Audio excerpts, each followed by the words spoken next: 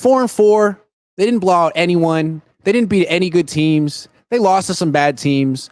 They're right in the mix in their division. They're not the dominant team they used to be. But Christian McCaffrey has missed the whole season. Is it possible that the Niners will go on a run after the bye week because their trade deadline move essentially will be to get Christian McCaffrey? And he's the closer they need. And once he's back out there, teams won't be playing man-to-man coverage, and he'll be getting 20 carries a game and 8 targets and 5 catches. And the Niners will be scoring 35, 40 points. It'll be no problem. Is that what's going to happen? Maybe, but it seems like that's a lot to ask of one guy, and I don't feel like the Niners' issues are just because of McCaffrey. Like, when McCaffrey comes back, is Charvarius Ward going to play like he did last year?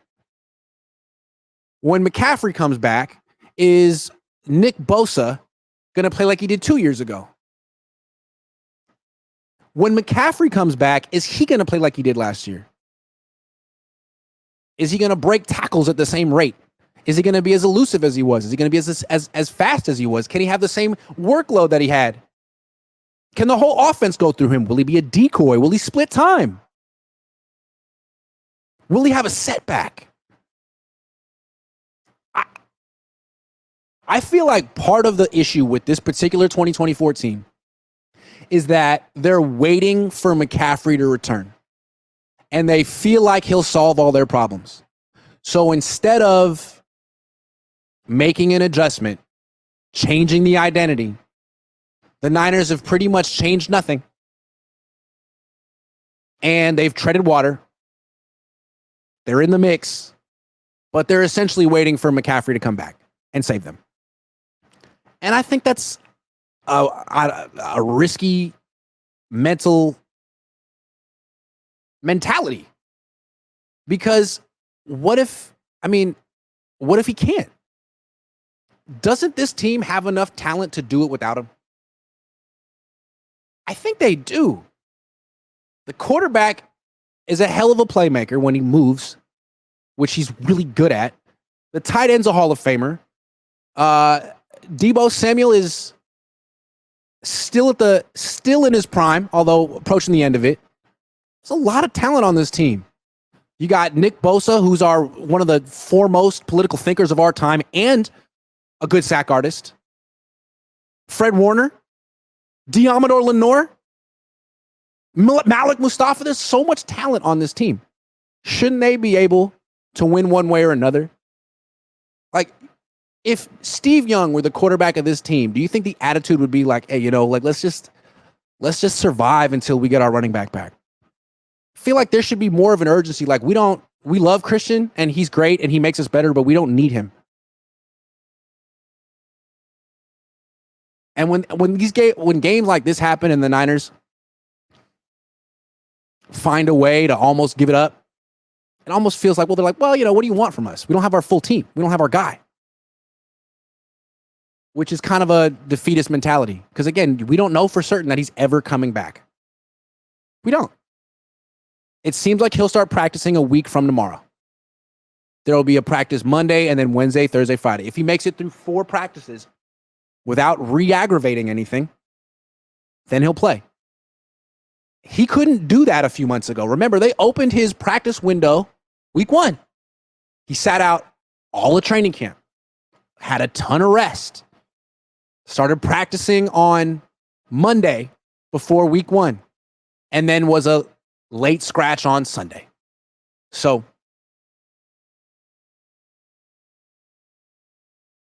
much we got to find out. So much left to be revealed with this team. Is Christian McCaffrey the guy who's going to carry him to the promised land? Or they're going to have to find a way to close games and get there without him? No one knows. No one said anything on the record about Christian McCaffrey's return either. Also, what about Dre Greenlaw? They say that McCaffrey is supposed to start practicing on Monday. Is Greenlaw? How far is this team really going without Dre Greenlaw? Devondre Campbell had a decent game today, but that's because he was matched up with Ezekiel Elliott, who's the only running back in the league who's slower than Devondre Campbell, and D. Winters left the game with a concussion.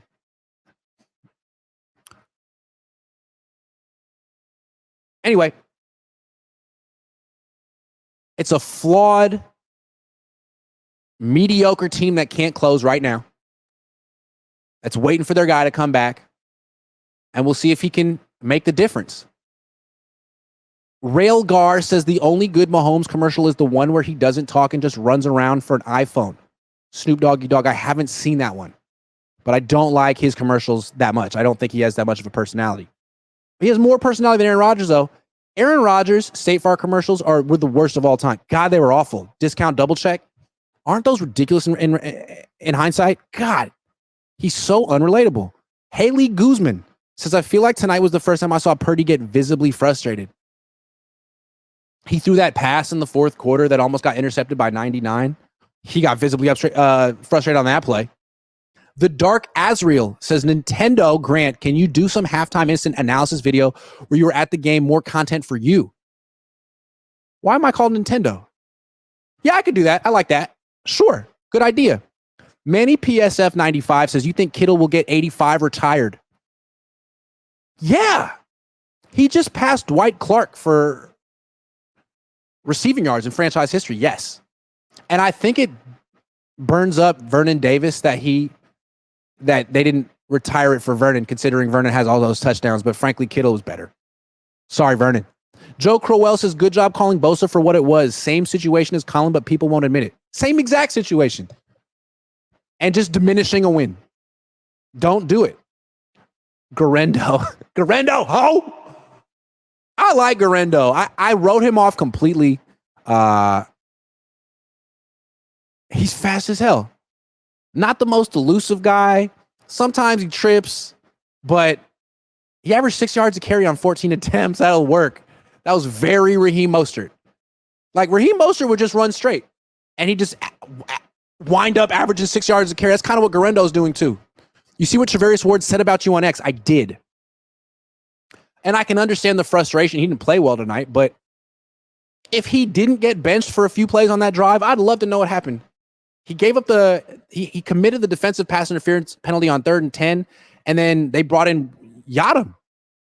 So I said, it looks like the Niners just benched Travarius Ward. Then they brought in Ward, and I said, psych, he's back in the game. And Ward was like, they're never benching me. Lame. I was like, oh, okay, cool. Glad.